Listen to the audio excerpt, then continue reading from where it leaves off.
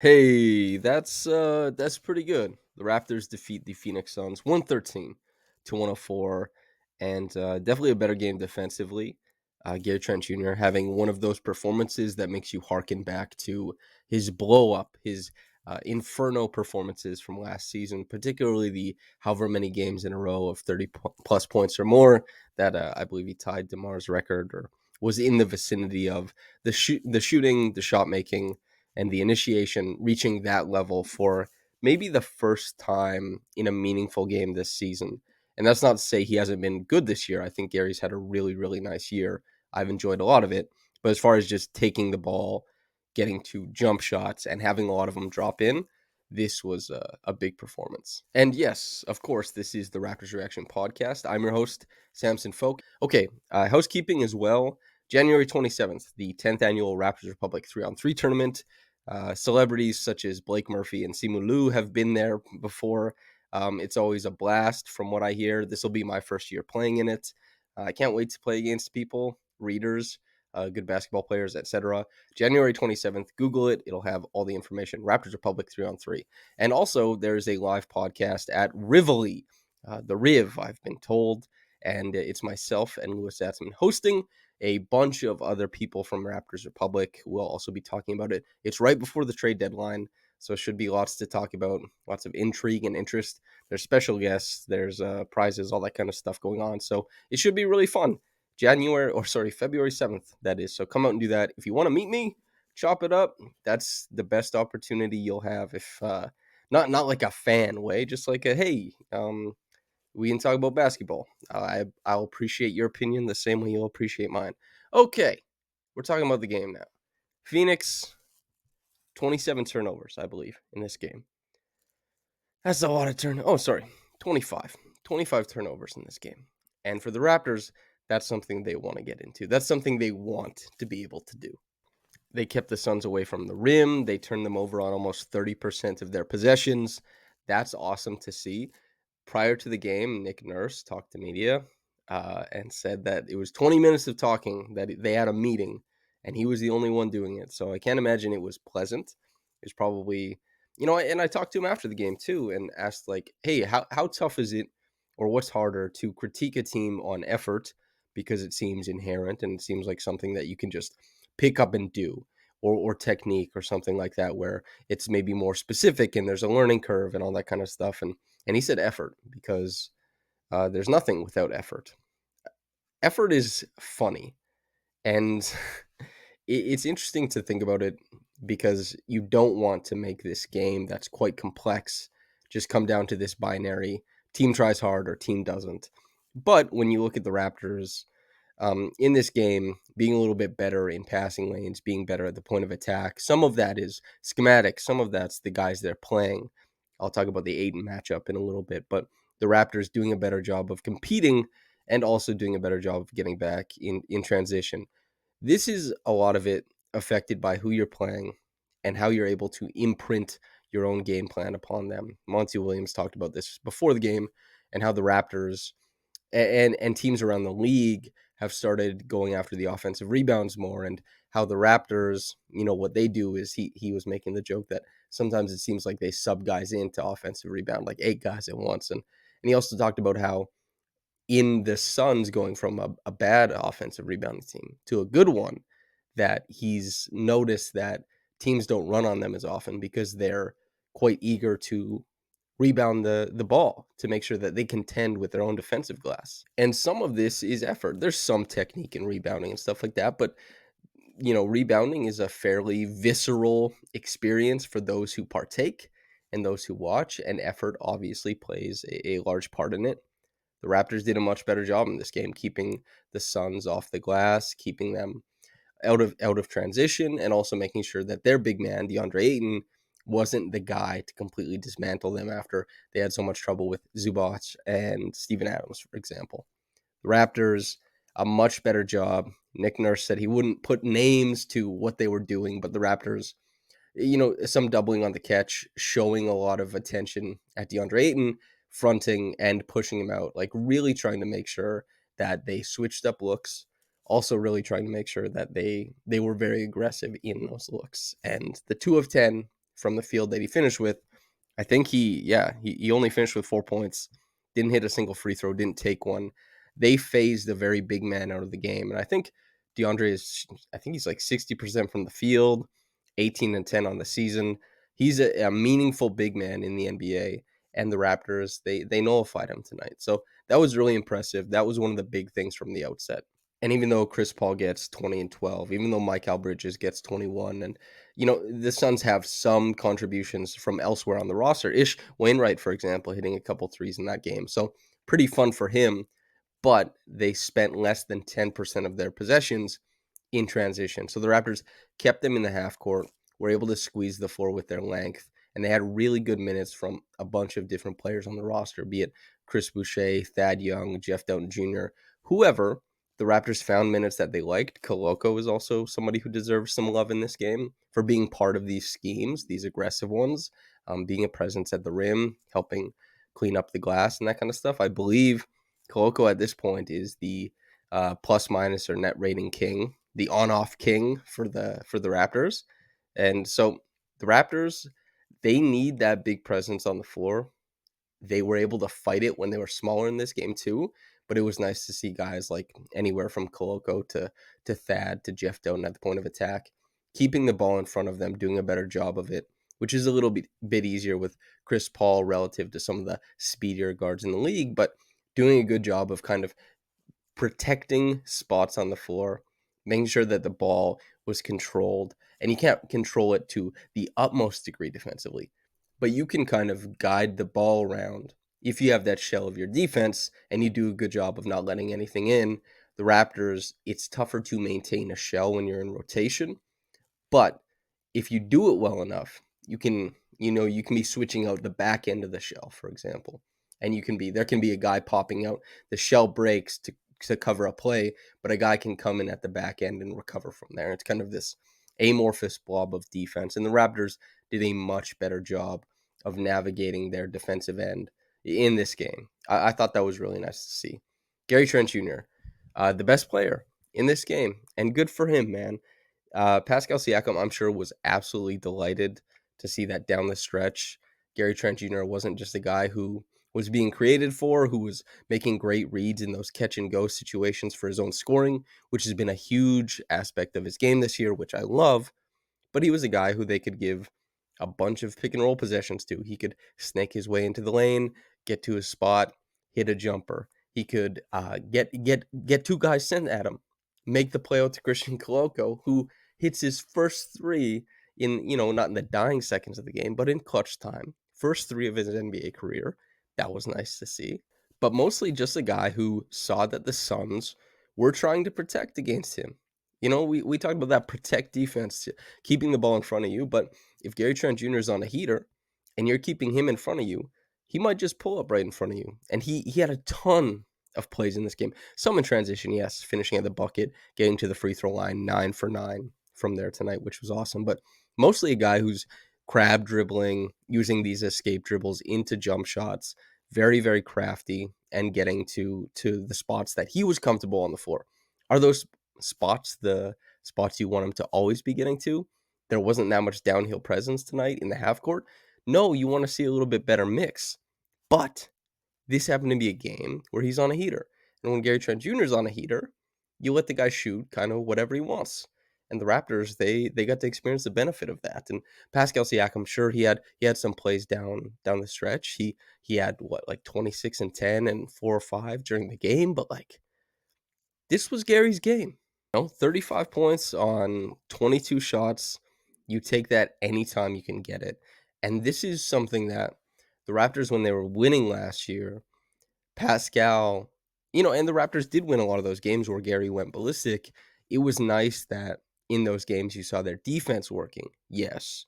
Pascal providing a baseline of sorts. Yes. Especially Fred post All-Star break, that kind of stuff, or even a little bit before, right? But having Gary who, game to game, sometimes it's going to be 14 points, sometimes it's going to be 16, sometimes it's going to be 28, 33, something like that. It's nice to have a blow-up game from him. And I know that New Orleans game was really, really tremendous for him. I think he had 36 or 37 off the bench. He's in the starting lineup tonight. from the get-go, he has a very large offensive presence in this game, a nice defensive one as well. The ball pressure was good. Some of the rotations good. We saw a team that needed a shot maker and found one tonight. And amidst all that, yes, we have like a little bit of creation off the bounce from OG Anunoby, some nice drives, and Pascal Siakam, moving the defense. Quite a few hockey assists in this game too, getting his teammates into positions where they get easier shots. They're put in a position to succeed. All that kind of stuff. And scoring his own. Not a huge, voluminous scoring night for Pascal Siakam, but playing the Robin to Gary's Batman in this one. And I'm sure he was very appreciative. He didn't talk to media after the game, but you'd have to imagine. And the star sophomore, Scotty Barnes, I talked Nick Nurse talked to media after the game. I asked him about Scotty and picking up, because he was picking up Chris Paul three-quarter court. Sometimes those ended up in scores, sometimes they didn't. And he said that they really liked the switch, putting OG on Ayton and then having Scotty on Chris Paul. And he says, they do this with other teams, which they definitely do. This is something I talked about with Sam Vecini when we talked about Scotty, is that Scotty is extremely good at this one. He's good at many things on the court, but he's extremely good at this micro skill of defense, which is switching off of the pick and roll onto bigs. He's good in recovery. He's very big with his arms. He gets big, presents himself as a blockade for passes, entry passes, pocket passes, lob passes, whatever. He gets back into the play. He fronts really aggressively. That worked really well with DeAndre Ayton. And so that was awesome to see. But Nick also commended him on getting the ball up the floor. And that was something you could notice, is that Siakam, maybe he's tired. Maybe he's not feeling it all the way. He carried in the first half, had a lot of pick and roll possessions. But there was a stretch where Scotty was getting the ball, sprinting it up the floor, just trying to see, like, hey, is there a seam I can find? Am I going to bring a guy over to rotate to the rim where I can drop the ball off or find a three? Really pushing so that they could try and find early offense. Now, did they find a lot of early offense in those, situations? No, they didn't. The Suns did a pretty good job of getting back. But Scotty was probing. He forced the Suns back. He kept that pressure there. And that kind of stuff, even if it wasn't a big deal in this game, ends up being a big deal down the line if you're a guy who's going to do that. Pascal scores like this all the time. Early offense stuff, a step up screen in pseudo transition, anything like that. Scotty, it didn't happen in this game, but I really like that from him. And Nurse commended him on that. And also as a connective piece, being a guy who's, dribble handoff, screen, cut it around the back end, that kind of stuff. Like the motion, he should be happy with. I think many people should. It was nice to see from him. Also, can I say Jeff Dowtin Jr., the point of attack, he's got great compete, on defense. He's a slight fella. He's quick twitch, though. I think he's got great athleticism, and that puts him in a good position against these guards who are quick, who aren't like a burly Jalen Brunson, Kyle Lowry type, that he can play on top of the screen, skip around, get in front, angle guys into help and all that kind of stuff. And in some cases, get a steal, force turnovers. I think that, Jeff, it's not been a ton of possessions, but going all the way back to Detroit, for example, this is a guy who, when he's coming to these games, has been a pretty damn good defender. Not all NBA, not a star level defender, nothing like that, but a guy who's come in and provided serious punch at the point of attack, has significant pace to what he tries to do offensively. And while the Raptors do run into the limitations of that if they hand over too many possessions to him, and also some of the spacing issues that he isn't seen as a bona fide shooter at the NBA level, so they suffer some of that stuff. But he's controlling what he can control, the stuff that's, effort based, technique based, relying on his athleticism and his smarts defensively, that feel for the game. He's controlling that end of the floor. And there's a lot of talent offensively in the NBA that he has to try and compete with for possessions. But if he's willing to, bring that lunch pail, defend at the point of attack, I think that you can keep finding minutes for him, even if it's just in a pinch. And on the other guard situation, Malachi, not his best game. I think that the Raptors in this one, even though the defense, I think you can kind of hang your hat there and say Malachi, well done. If it sounds like I'm grading on a curve for Jeff and not for Malachi, it's true. I am. Jeff is the two-way guy who's trying to bust into the league. Malachi, the first rounder, end of first rounder, but a guy who's also trying to make his stamp, but came in with significantly more pedigree, shot making, that kind of stuff. And it wasn't a big game for that or anything like that. But at least the compete level defensively is there. And, 18 minutes didn't go super well for Malachi. But the Raptors are short of Fred VanVleet right now. So there are minutes for the guards. I imagine before Fred comes back, if it's not next game, if it's, a couple games from now, Malachi continues to try and make his case. It's not guaranteed to be made or anything like that, but, he'll do his thing. He's probably a little bit disappointed with his performance tonight, unfortunately. But yeah, Thad, Chris, and Christian, I think Nick sounded proud of the work that they put in, and Thad especially, banging around with the bigs, a couple moves to get his own shots. Also, a couple slick passes as well. It's nice to see Thad when the offense is humming because he's such an additive. It's also nice to see sometimes that he can create a little bit for himself. Those pinch post actions, being able to throw it in, cut around him, do that kind of stuff. It's nice to see that the Raptors can go to that. It's not high volume, it's not high efficiency, but it's something. That's what Thad provides. And then you get all the energy stuff on top of that. And then with Chris, hit a three tonight, had a significant presence. Monty Williams before the game brought up Boucher specifically and said every time he's on the court, he turns into a track meet, and he's really tough to contend with. And a nice compliment for Chris because he's had a little bit of a tough stretch lately, and to see like, hey, the coach comes in and says, we think about this guy and how he changes the game when he checks in. And Chris did. Not for the full stretch. Wasn't his most consistent performance, but he definitely had some moments in this one. And then Christian, yeah, finishing on some laydowns, hitting that corner three, making hard rotations to the rim, and being mindful of how he's supposed to play Aiton and these bigger guys when he's sharing the court with them. Really nice to see. He's just working his way into being a full-time NBA player and a guy who, hopefully that the Raptors really like going forward. Reggie Evans Award, I want to give it to Jeff Dowtin, honestly. I I like his heart, man. I like to compete at the point of attack, and I know it's tough. Anybody who's played basketball, of course, the NBA is heightened and much more difficult, of course, and something that I'd be very surprised if anybody listening now has played at the NBA level. It's hard. Very few people, very small, minuscule percentile of people do it. But imagine it's difficult to just go game to game, not knowing if you're going to play, and then just bust your ass trying to play defense for, when you get out there and not make mistakes and make sure that you don't hurt the team on that end. And also try and be somebody who can be relied upon to move the ball, make shots, create a little bit on the other side. It's not easy, but this is what Jeff wants to do. This is what he's been working for.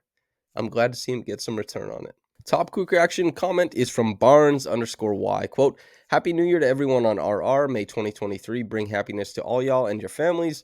Let's pray the Raps keep on winning and Masai bring a center and a playmaker. End quote. Yeah, everybody listening, Happy New Year to you, because I won't be talking to you after there's no game tonight or tomorrow, I should say. And yeah, have a happy new year. I hope your holidays were awesome. To anybody who's listening, I wish the best to you, your family, anybody you hold dear. And yes, I would love if the Raptors got a center and a playmaker. They're about to play Indiana, and Indiana looks too good, but God, I would just love if Buddy Hield and Miles Turner were Toronto Raptors. And I know, like Miles Turner, the center is more important than the Hield, but Buddy Hield playing next to Pascal Siakam, I think would be like Nirvana. Hield is really good. I'm sure we'll see that in Indiana, but he's I think he's heavily underrated as a player. He makes so much out of these off-ball actions. He makes so much of his shooting gravity, and he can put the ball on the floor. Man, he's a wonderful offensive player. I'd love to see him play next to Pascal. Um, that's a pipe dream for me, but worth noting. Yeah, Barnes_Y, thanks for writing in. Listener, thanks for tuning in. If you're on YouTube, like, subscribe, go to raptorsrepublic.com, subscribe. That's the most important one. And if you're listening on the podcast, Thanks for tuning in. Let me chop it up with you if you got into this in the morning or at night. Have a blessed day and goodbye.